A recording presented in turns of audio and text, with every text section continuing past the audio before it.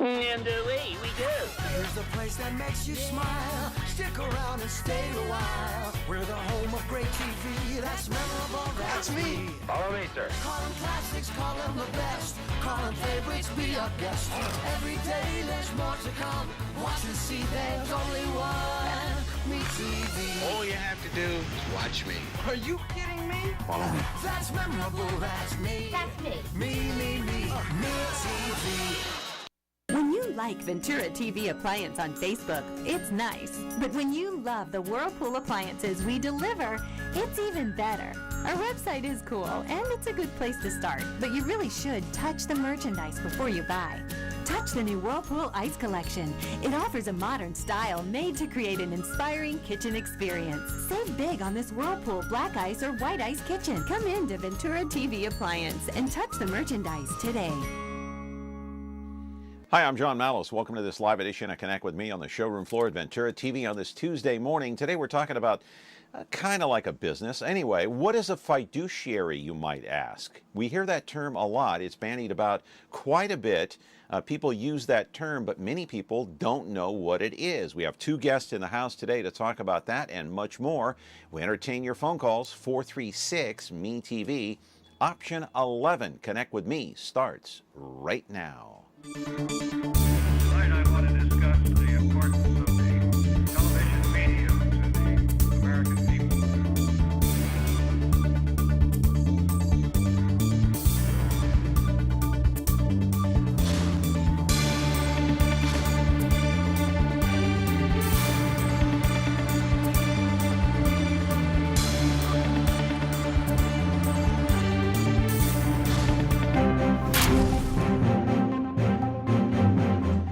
Back here on the program, glad you're here. It is an expert day, although, I guess being a fiduciary is kind of like a business, right? Anyway, it's kind of a crossover. We'll talk about that during the course of the hour. We have a whole hour here, my friends, as you well know if you watch this program, and half of the past 5 or 5.5 years. But first, I want to talk about a programming note. And tomorrow, Roger George is going to be here. You know, he qualified for the 1976 Summer Olympic Games, a decathlete with the once Bruce Jenner. Now, Caitlyn Jenner, all right, I think they were roommates at one time. Anyway, Roger is being inducted into the Fresno Sports Hall of Fame on Thursday evening at the Convention Center. So he's been a good friend of this program, I guess this program for what, 4 years, 5 years? He's the fishing guy. You can catch his article in the Fresno Bee in the sports section every Wednesday. So tomorrow you can look for his article. On Thursday you can go to the Hall of Fame banquet and watch all the inductees, including Roger, get inducted, the latest inductees, into the Fresno Sports Hall of Fame. Fresno is certainly a big-time sports city with Fresno State, and a lot of football and basketball stars coming out of this area. Obviously, you know about Derek Carr, you know about Paul George, and obviously you know about Aaron Judge, three of the biggest stars to ever come out of Fresno. Anyway, on Thursday and Friday, 2 more shows coming your way, very interesting shows. We'll talk about that tomorrow. For now, you're watching us live on Comcast, channel 375, my friends. And if you don't have Comcast cable, you don't have to worry because it's 13.1, 43.6 over-the-air broadcast with a television antenna. Then at 2 in the afternoon, you've got it at 2 o'clock. That's right, 13.6 U2, 8 o'clock tonight, 4.6 Biz TV as you're watching game number 6 of the World Series. Will it be the Dodgers? Will it be the Astros? A lot of pressure after that game number 5, one of the greatest World Series games, by the way, ever played. He had so many home runs. So many pitchers used. Everybody's worn out. In fact, Carrera, the shortstop for the Houston Astros, just said the other day when he was out there for Game 5, during the course of the game, he was so pumped up, he felt like he was having a heart attack. That's how, pressure-packed these games are in the World Series. All right, time to get to our program today, and you often hear the term fiduciary. What does it mean? What does it have to do with? Does it have to do with finances or what? Roll the videotape, my friends. Show you exactly what I'm talking about. Does it have to do with trust? Does it have to do with wills? How about power of attorney? You may or may not be aware of this, but in February of this year, President Donald Trump vetoed a series of bills. Included in that group was the Fiduciary Rule. The veto means that the Department of Labor could implement the new rule, or could not implement that new rule for at least another 6 months. In the spring, it got delayed again by the president, this time another 18 months. It means it could go into effect in July of 2019, if at all, because Trump may be looking to scrap it altogether. The Fiduciary Rule is a regulation that requires financial advisors, brokers, and insurance planners to act in the best interest of their clients. Without it, hey, a lot of people might be misled by their financial team into buying some kind of item or services that they don't need, that they're simply paying higher fees for. There are different kinds of fiduciaries. Keep that in mind as we go along here today. But generally speaking, it means this: a person who holds an official position of trust, of confidence, and of power over another person's affairs, like the trustee of a trust or an agent under durable power of attorney. Live in our studio right now is Marion Austin and Rick Leas of Fiduciary Services and Estate Planning. We're glad they're here because they are the experts to explain all of this. Different types of fiduciaries. Have you ever been one? Do you want to be one? Well, they're here to answer your questions about all of the above. 436-ME-TV, option 11. We're back with our interesting program today in just a moment. When you like Ventura TV Appliance on Facebook, it's nice. But when you love the Whirlpool appliances we deliver, it's even better. Our website is cool, and it's a good place to start. But you really should touch the merchandise before you buy. Touch the new Whirlpool Ice Collection. It offers a modern style made to create an inspiring kitchen experience. Save big on this Whirlpool Black Ice or White Ice kitchen. Come in to Ventura TV Appliance and touch the merchandise today. Not sure what you're watching? Want to see what's coming up next?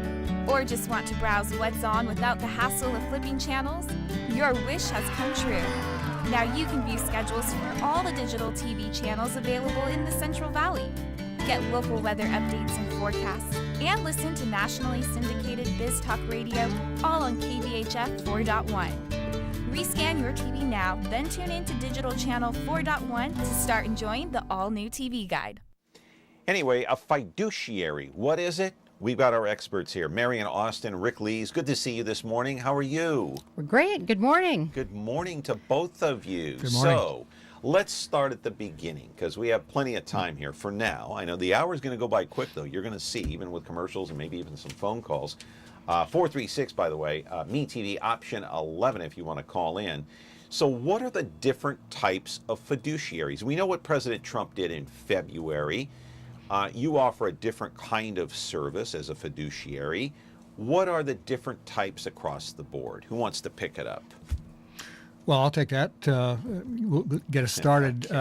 What you referenced in the video with President Trump essentially applies primarily to financial advisors who work for the large brokerage houses and those kinds of folks. And they would be guided by those regulations that they were trying to put into place. Bankers are also fiduciaries because they're required to handle your money with care and in your interest. You deposit money in a bank, you expect to get it back someday.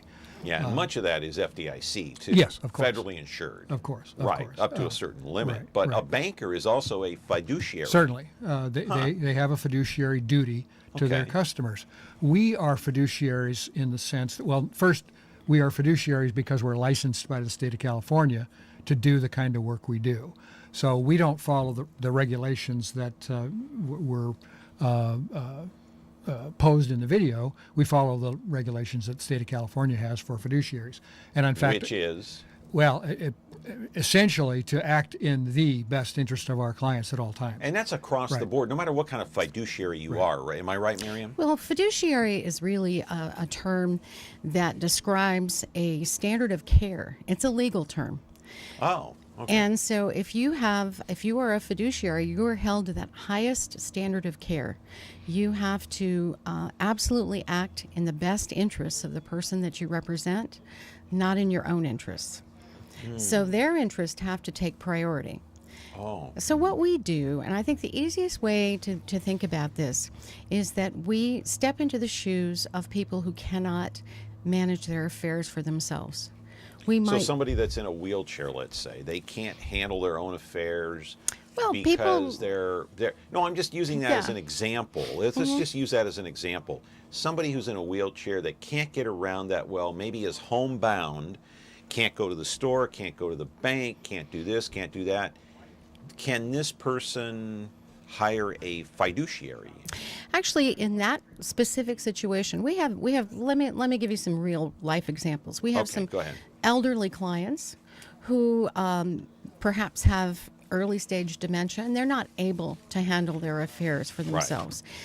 Rick and I are not going to go pick them up and take them to the store and handle their day-to-day care, but we're going to make sure that they are cared for.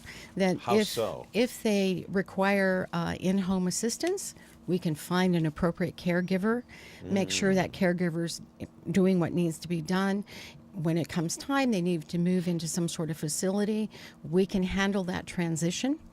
And we work closely with families to make sure, traditionally, a lot of these roles were handled in the family.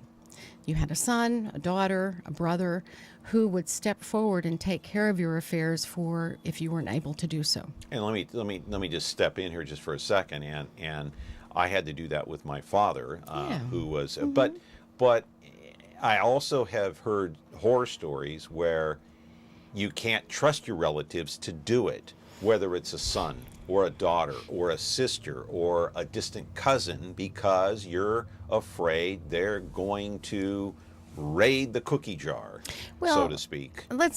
Yes, that's always a situation of trust, but also as estates get larger and more complicated, there's a level of competency and knowledge and experience. Right. And I always like to say, if you really love your family members and you want them to continue having Thanksgiving together after you're gone, don't appoint one of them as your executor or your trustee. Don't. Use a professional. Use a professional. Because Because you get sibling rivalry, you get all kinds of emotional issues. So when I get to that point, don't appoint my son or my daughter. Am I right? Appoint an outsider like you. Exactly.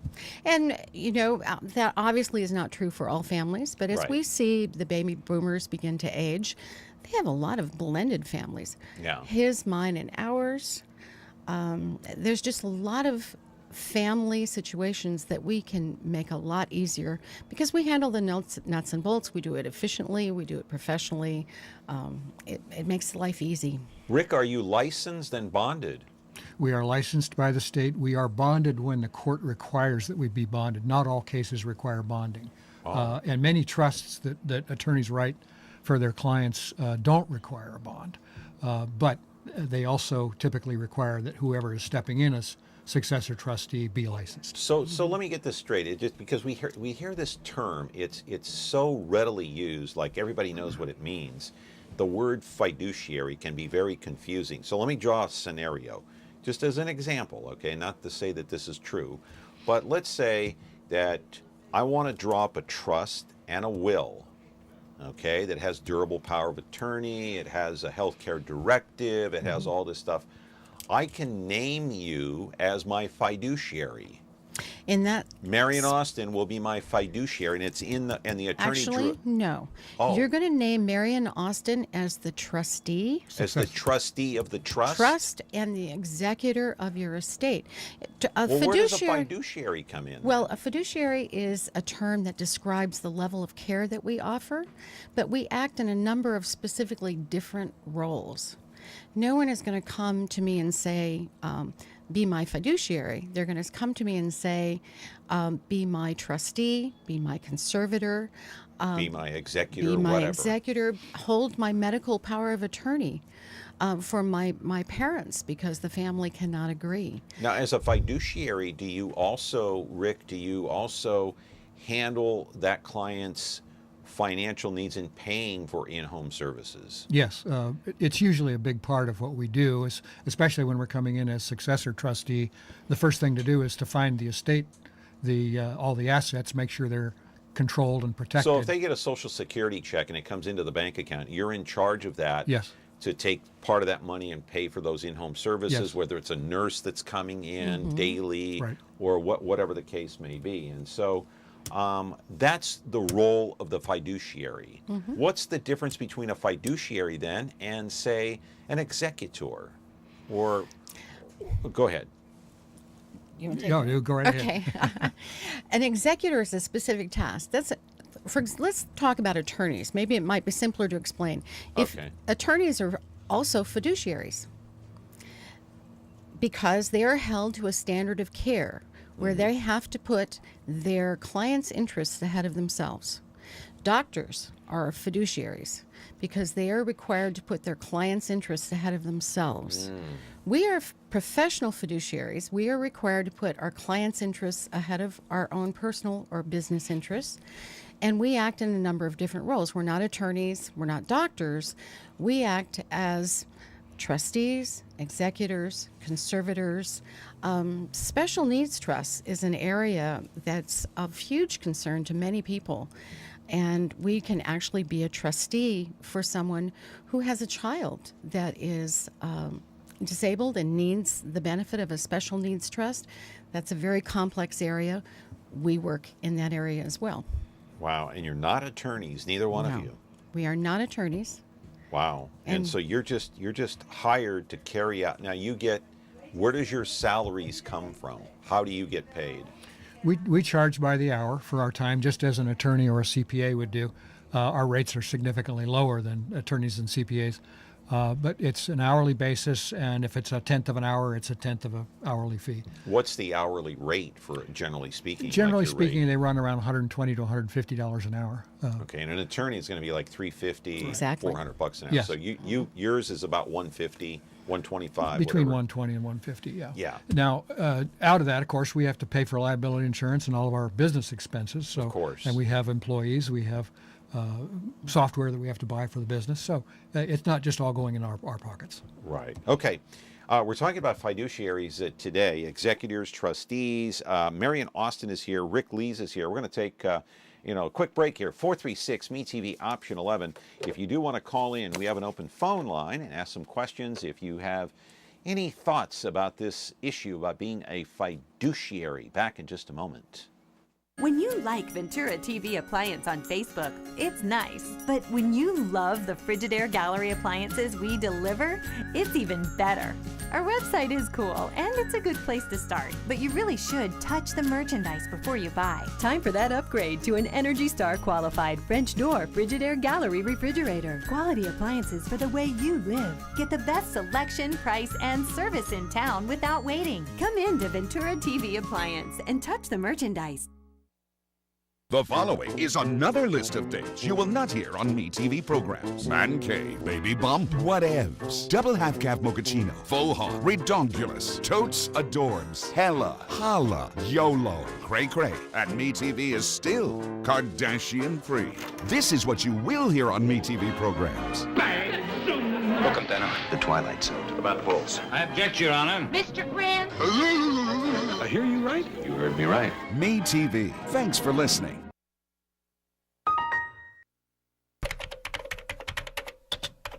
Fiduciary duty. A fiduciary duty is the legal responsibility to act solely in the best interest of another party. Fiduciary means trust, and a person with a fiduciary duty has a legal obligation to maintain that trust. For example, lawyers have a fiduciary duty to act in the best interest of their clients. Similarly, physicians have a duty to care for and act in the best interest of their patients. Likewise, trustees have a duty to manage the assets of a trust for its beneficiaries, and directors to manage corporate assets in the best interest of shareholders. Some examples of fiduciary duties include duties of undivided loyalty, due diligence and reasonable care, full disclosure of any conflicts of interest, and confidentiality. While a fiduciary duty may be violated accidentally, it is still a breach of ethics.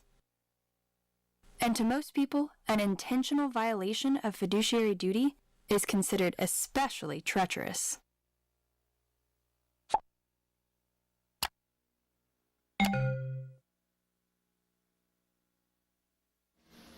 All right, the fiduciary. All right, Marion Austin is here. Rick Leas, Fiduciary Services and Estate Planning. Why does it have to be so complex?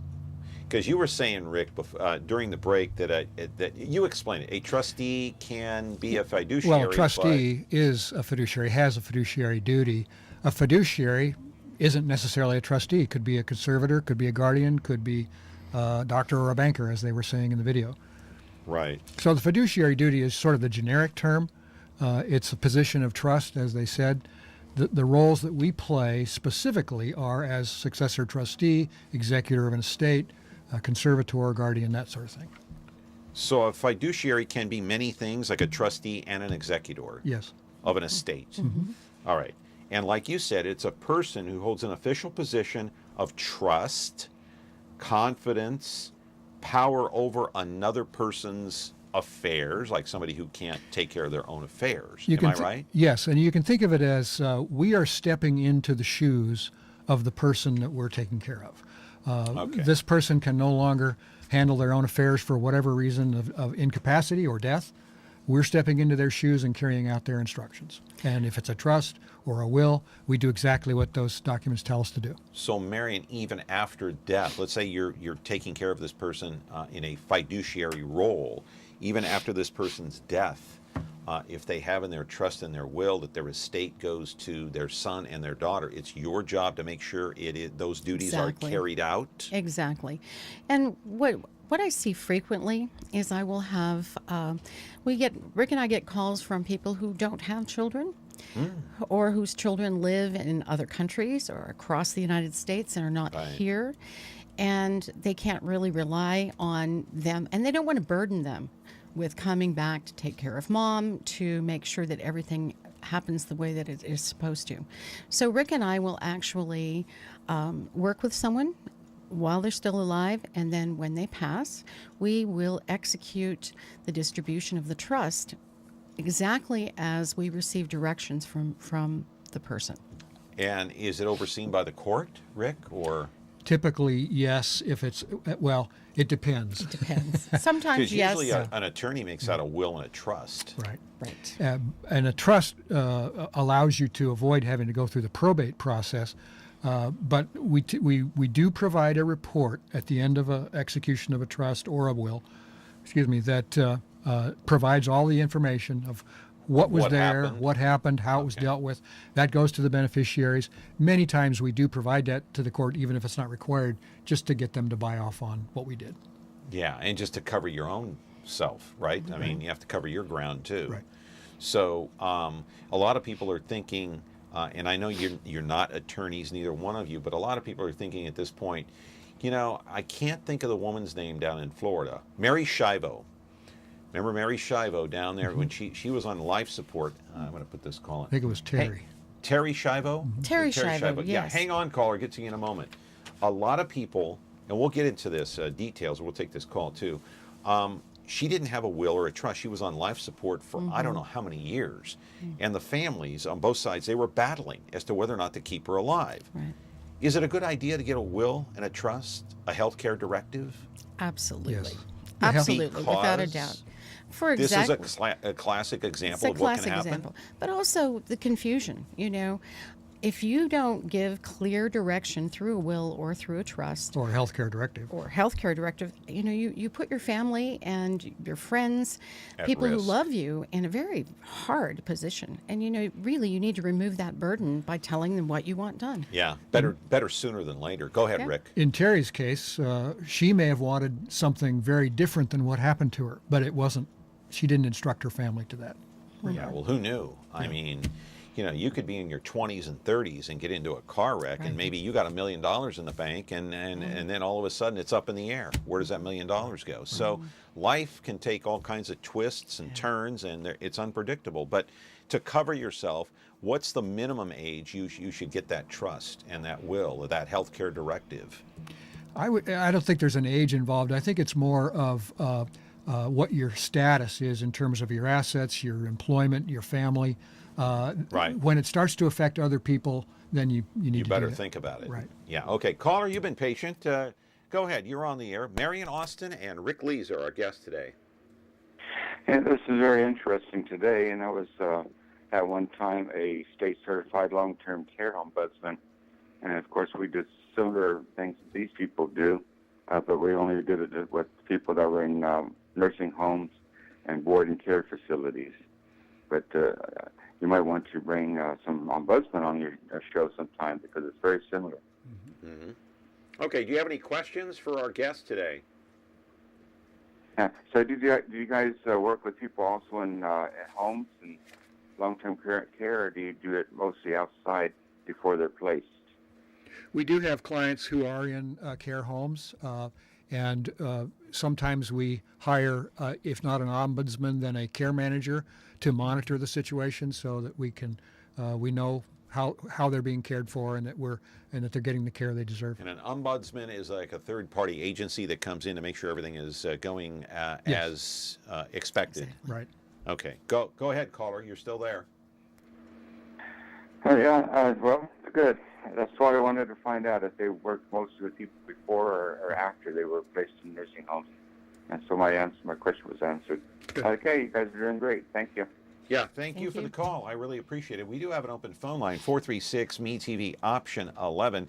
You know, Rick, you mentioned about the trust, the will, the healthcare directive, and what is the difference between a will and a trust and a healthcare directive? Those are three different options because one deals with finances, the other one deals with healthcare. Go ahead, pick it up, anybody. Why don't you talk about the healthcare, Marion? Okay. That's more her area of expertise. Okay. Sure. Yeah. Your advanced healthcare directive gives exactly what it says. As you advance in age and if illness is advancing, you want to tell people in advance how you Hang on, caller. Get to you in a moment. how you want your what you want your health choices to be. So that's a very specific document. Then you have. So in other words, let me just stop you right there, and then you can continue. I apologize for interrupting. That's okay. But so that means that when you say that it's carried out to that person's, whatever their will is, in the healthcare directive, does that mean that if they say, look, if I'm dying, don't put me on a machine, pull the plug, they can put that in there? That is in your advanced healthcare directive. Yeah, that's where you would put that. Don't keep me alive unnecessarily. You can actually put that in there. Yes, you can. And there's some very specific language built around that. And you need to get someone in on your show to talk just about that topic because it's a huge and complicated area. Lots of choices, a lot of controversy. Because there are also too many legal terms. Yeah, and a lot of legal ramifications and medical terms. So that's but that needs to be done. And you need to see a professional to have that drawn up for you. That's not something that Rick and I do. Right. But you just follow whatever's written. Right. We take that document and make sure that the physicians involved follow your instructions. Are there a lot of phrases and sentences that have a lot of ambiguity? Yes. Or can an attorney fix that? There's really always going to be ambiguity in life. You know, one of the common phrases that you see is, you don't want to be in a vegetative state. Well, there's a lot of controversy over what is a vegetative state. So there's a lot of decisions, and that's one of the things that we like to do is to actually meet with a client, talk to them, so we understand what it is they mean when they use some of this terminology. Well, let me ask you, Marion, because you're the expert in this. If I say to the doctor, pull the plug, does that term have to be in that document? Pull the plug? No. Okay. We don't use that term, John. All right. I want to know what the legal term for that is because I want to make sure that the doctor may determine that. Wait a minute, the meaning of that doesn't say pull the plug. It says something else, and the attorney say no, that's what, and then it ends up going to court. Well, then it ends up coming to me. Oh, yeah. Because I hold your durable power of attorney. Gotcha. And so I get to be the final arbiter between a family member, the doctor, So yes, this is a huge. So you could determine whether somebody lives or dies. I am not going to determine whether someone lives or dies. Going by whatever that paper says. I am going to go do my very best to honor the will of that person. It is not my decision. Yeah. Hey, I'm going to take this call first, and then I'll go to break here. You've been patient, call. This is a very interesting conversation. I like this. I'm learning a lot today. We need to get you. I sense that perhaps you need to do some work on your healthcare directives, a will and a trust. You know, that Terry Schiavo case, because I've worked in television news a long time, and I remember the Schiavo case. There was so much controversy over it that I said to myself when I had kids, I go, oh my God, I don't want to get into that situation ever. Spell it out in advance. Yeah, I got to spell it out. And I'm going to have the term pull the plug. Talk to your attorney about that. Talk to my attorney. Talk to your Caller, attorney. go ahead. You're on the air. I don't want to be in a vegetative state. You're on, caller. Go. Caller, are you there? Hello? Oh my God, did we lose that caller? Hey, caller, are you there? Caller? Okay. Anyway, I tried. It looked like it was it looked like a 209 area code, so they must be watching from, I don't know, Merced or someplace. Hey, call back in. Sorry, we got disconnected, but anxious to take your phone calls. 436-ME-TV, option 11. If you want to call back, whoever that viewer was, or anybody, call in. Back in just a moment. Want to create something extraordinary?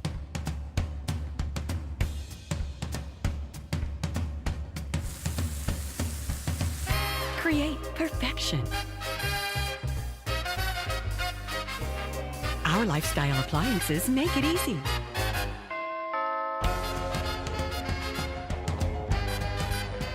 KitchenAid, Ventura TV appliance, and you, when only the best will do. When you like Ventura TV Appliance on Facebook, it's nice. But when you love the Samsung big screen we deliver, it's even better.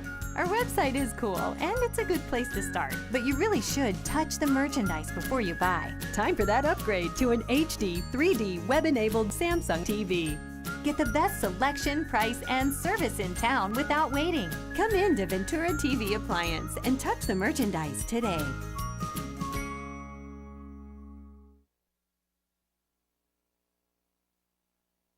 There are a lot of good sources for finding a fiduciary, but the first thing that investors need to understand is that they have to rely on themselves. If every investor just did three things when they interviewed a possible financial provider, they would help themselves about 90% of the way. And that is, first, require that the person puts in writing that they are a fiduciary at all times. Period. That's all. They've got to use the word fiduciary, and they've got to say it applies at all times. First thing. Second thing, ask the person to make a list of all their conflicts of interest which they disclose to the regulators, just on one page. And the third thing is ask the provider whether he or she will provide you on an annual basis the total costs and expenses that you have paid for the services that you've gotten. If that person won't do all those three things, it's very simple. Thank him or her for her time, get up and leave the room as soon as possible, because that person is not a fiduciary. And again, the term fiduciary is not specific to any one thing. It could mean a whole host of things, but that was, and the reason I ran that clip is because that person was Nut Rostad. He is from the Institute for Fiduciary Standard across the country. He made an appearance just recently, a couple of months ago, on Detroit Public Television, talking about that specific thing about a fiduciary. In that case, they were talking finances, what to invest your money in. You were talking about a different kind of fiduciary here, not to confuse the issue. But we have a call. Go ahead, caller. You're on the air with our two guests today, Marion Austin and Rick Leas of Fiduciary Services and Estate Planning. Go ahead. Yeah, Marion and Rick, good morning. Good morning. I have a question to my wife. When she was in the hospital, of course, she was having complications and went into a coma. This was eight years ago. Went into a coma, and we had decided earlier that if either one of us would have a complications and we were being put on the machine and only living by that, and the doctor would inform us, what things were going to happen, and she was brain dead and whatever. And so for a husband, it was hard for me to, decide what I should do. So we had made a will, just a simple will, stating that the doctor would be informed, and my 3 kids decided, they were adults, and they would decide what to do. The cost of keeping someone, well, you hope and wish that they would last long, but the doctors had already told us she wouldn't be the same, and she would be, bedridden on the machine, and we're talking about cost, but anyway, that this will was notarized, and who was going to be in charge of it, and I left it into for my kids. So do you think it was a good idea to do that, even though we knew that she wouldn't be the same, and we got information from the doctors and her primaries, and my kids decided to pull the plug. It took only like maybe 10 minutes, and then we started, being with my wife and my kids with a mother. But I felt at that time it would be up to them because I couldn't do it. I was more emotional than anything else.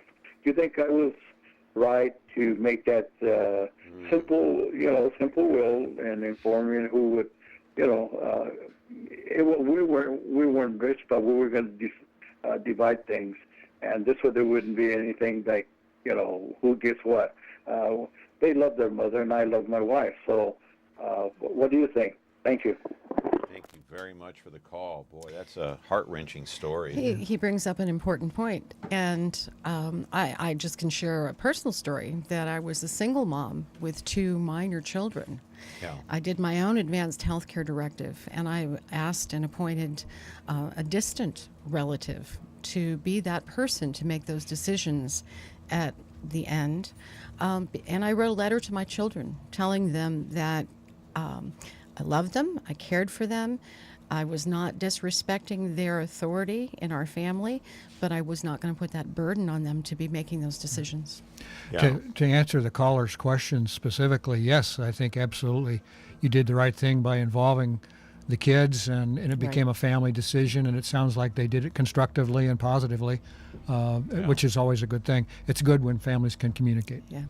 Yeah, and you should never second guess yourself because you did the right thing. No. Mm-hmm. No. Never second guess yourself because it's such a tough job to have to make a call like that. Hang on, caller. I promise I'll get to you. Don't hang up. Heaven forbid I should ever get into that kind of situation, but I know others may have to do it for me, and for all of us, for you and for you, Rick, for all of us. Somebody's going to have to make if we live long enough. We don't know what's going to happen. We could die in the next 10 minutes of a car wreck or something like that. But if we live long enough and we get into that position, somebody is going to have to make a decision for us that we can't make. Am I right? In a lot of different areas, not only your health care, but somebody's going to have to make a decision about your living situation, how your assets are invested and managed. There you go. Lots of decisions. That's where the finances come in. That's what we do. That's where the finances come in. Right. There you go. Right. Yeah. So, okay, caller, you've been patient. Go ahead. You're on the air. A fiduciary is just the person that you trust when you're at your most vulnerable. And, you can't legislate that. You can't regulate it. You can't, put that into a code. Now, you can try, but it's really up to the individual to do their duty when the time comes. And I think, for you to make the connection with President Trump, right out of the get-go on what he signed is, kind of unfair, because what he was doing was looking out for everybody, because the Fiduciary Rule would have imposed a lot of cost on financial advice. And for people that don't have a lot of juice, that might have been prohibitive from them getting advice. And it's not something that's currently as your folks will tell you, widespread. This was a rule that was going to go into effect and has been delayed, whether it goes into effect or not. And the people sitting next to you are very, very nice, but, they could be, embezzling all of their clients' money, and you wouldn't know it. And it's just at the time. And you laugh, John, but look what happened this year in Fresno County. Mr. In Merced. the Fresno This is Mr. County Merced, by the way. Public Administrator's Office, where you had people with a fiduciary responsibility to take care of people's estates after they were dead and totally stole understand that. hundreds of thousands of dollars. I totally understand. I didn't forget about that story. I know about that story, but the most recent... So you should have three things as a human being, John. You should have a durable power of attorney, you should have a living trust, and you should have a medical directive. And you should have somebody that affects it when the time comes. And let me tell you, when my mom had a stroke, and they had the ambulance pick them up, and I didn't find out about it for about 16 hours later. And then I was asked, is there a medical directive? And that's the time when the rubber hits the road, because she didn't want to be on a machine, but here she was on a machine. Well, let me stop you right there. And now I had a fiduciary responsibility. Get it, John? So it isn't about President Trump. No. Take your bias out of it. Oh, my God. Mr. Merced, let me set you straight on something, okay? This isn't a political show today. That's number one. I didn't bring these guests on to get political and get into a heated debate about Democrats and Republicans. I don't care about that. But that was in the news recently, Mr. Merced, and I wanted to point it out because it is important. It was delayed for 18 months now until July of 2019. We don't know whether or not that's going to take place. Now, I will tell you, and I'll give you a personal story of my own in case you don't know it, which I know you don't. Okay, my father, who passed away at the age of 92, several years ago now, I was left to take care of him. I urged him to get a trust, a will, durable power of attorney, and a health care directive. That's 4 things, not 3 things, as you mentioned, Mr. Merced. So when my father went to the hospital and I showed him the health care directive and what it says, my father does not want to be kept alive in a vegetative state, blah, blah, blah, blah, the doctor didn't believe it. He wanted to know if my dad had actually signed that. He goes, that doesn't look like your dad's signature from what I see over here and over here. There was a big debate. Finally, my father woke up and the doctor asked him, is that your signature? My father looked at him at 92 years ago. He goes, who do you think signed that? He goes, who do you think signed it? And so even with the durable power of attorney that my dad signed with like 3 witnesses, the doctor wasn't buying it. That is a problem. It is a problem. And you will get a hang lot on, Mr. Merced, don't hang up. That's not uncommon, John. That is a situation I was that stunned. we run into. Yeah, and I was saying to the doctor, I said, we have to go by what that paper said, because that's my dad did that. My dad had an attorney draw that up. So do you see that often, Rick? We do, and it's unfortunate, but the doctors and the hospitals are protecting themselves and trying to cover themselves. So sometimes it becomes a bit of a debate and a battle. And but if the documents are done well and done right, we typically prevail. Yeah, it was amazing, but that doctor wasn't buying it until my father woke up, but I couldn't. Okay, Mr. Merced, I will give you the final word on the fiduciary rule. Go ahead. Well, I can appreciate what you said about not trying to politicize it, but when you bring up the president and what he signed back in April, which, really wasn't recent because it's November, okay, whatever. So it's one of those deals. I think you're trying to, in my mind, it's something that's moral. Okay, it's like I say, those 2 nice people right next to you, Ma and Pa Kettle, they could be on a Norman Rockwell print over there. Okay, we don't know what they're doing behind the scenes. So all I'm saying is fiduciary is more of a moral thing, and you really have to look inward, and when you trust somebody at your most vulnerable, we're all healthy, we can all drive, but imagine you're laying in a bed waiting for somebody to make a decision for you. And that's what it's all about. It's not about Trump, brother. It's trust. Look, it is about trust, but there are laws in place. No, it's not about Trump. It's not about Trump. It is about trust. It is about it's about trust, Mr. Merced, but it's also about abiding by the law. Laws are on the books for a certain reason. You know that. You're not... There's laws already on the books, the ERISA laws. Ask your guests. Like you say, certain advisors have to comply with ethical standards. Can I jump in here for just a moment? I'd like to Of talk course, a little you're bit on about the show. Go why- ahead, Mr. Merced. Let Marion talk for a minute. why go we ahead. have licensed fiduciaries. I think Rick can Yeah, go speak ahead, to Rick. that. Go ahead. Well, historically, anybody could hang up a shingle and say, I'm a fiduciary, I'll be the trustee on your trust when you pass. And there were tons of horror stories of people absconding with funds and Even with laws on the books. Even with laws on the books. And interestingly enough, most of the people who take money that they shouldn't from people who are in a weakened state, most of them are family members. Well, and they're So- dishonest anyway. Exactly. From the Now, get-go. So 10 years ago, That's exactly right. Elder abuse. California was seeing what was happening, and in 2007 passed the law that in order to be a fiduciary in this state for more than one unrelated party, you have to be licensed. And we are overseen actively annually by both the state, by the courts that review what we do, and my family's been in this town for over 100 years. I'm not going to be absconding with anybody's money because I'd get a whole lot of people in trouble. Right. Well, Go ahead, Mary. we do have to do very extensive reporting, and our license, we do continuing education every year. If Rick and I were to do something inappropriate, we would lose our business license to be fiduciaries. We lose our livelihood. Yeah. So we're going to be very careful. And our good name. And our good name. We're not going to lose that. And so we have a lot Obviously, at yeah. risk. Well, and I brought up the fiduciary rule of Donald J. See, you have to politicize everything, Mr. Merced. Here's the thing, and let me finish this statement here. The fiduciary rule is a regulation that requires financial advisors and brokers and insurance planners to act in the best interest of their clients. Why? Because without it, a lot of people might be misled into buying services that they don't need, just so those people can up their fees so the clients actually have to pay more money, Mr. Merced. That's why that fiduciary law is in place, or should be in place. Well, I appreciate what you're saying, John, and I think as far as being a fiduciary just in general, what those people did, if they're convicted at Fresno County over there at the public administrator's office, there's a special place in hell for stealing from the dead. Like I say, a fiduciary is the person you trust when you're least vulnerable. Dead is about as least vulnerable as you can be. And, so I appreciate the show.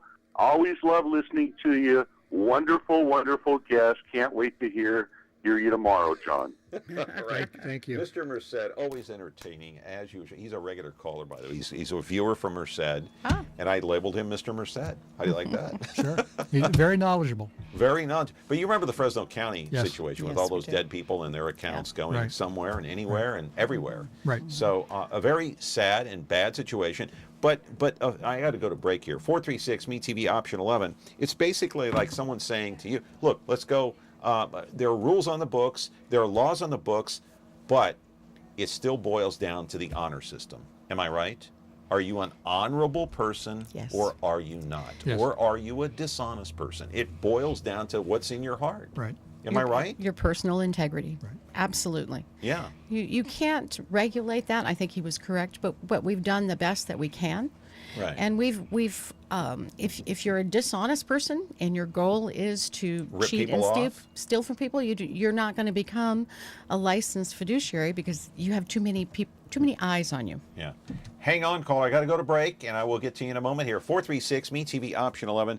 I'm so glad you two are here. You guys are great guests. You guys have to come back. Marion Austin and Rick Leas, Fiduciary Services and Estate Planning, very educational. And I'll tell you what, it was educational when I was going through that situation with my father several years ago. It just opened my eyes to a lot of different things. It was like stunning. It really was. That's not the best time to be learning about it.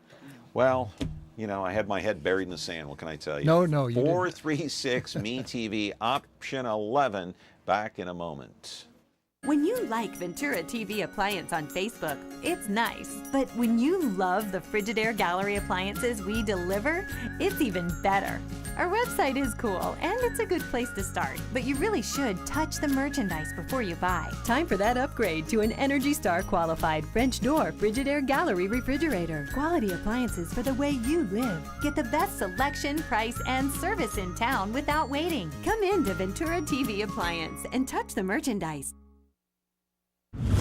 When you're looking for Whirlpool innovation and quality, who has the answers, the selection, the price? Ventura TV Appliance. With billions in nationwide appliance buying power, more than Home Depot and Best Buy combined, we'll help you save. Our low prices on Energy Star qualified Whirlpool appliances save you energy and money and pay no interest on select models when paid in full within 12 months. Ventura TV Appliance, serving you since 1951. You know, the other factor is, I'll get to the call in a moment, is that when you have relatives dealing with your affairs, you know, not only do you have the finances, you have the healthcare directive, you have this, you have that. Now all of a sudden, emotions enter into the picture as well. And sometimes when emotions enter into it, I know you have to follow the letter of the law to a T, whatever's written down, but still it can cloud your judgment, can it not? Well, and when you deal with families, you're dealing with family dynamics and family history. Baggage.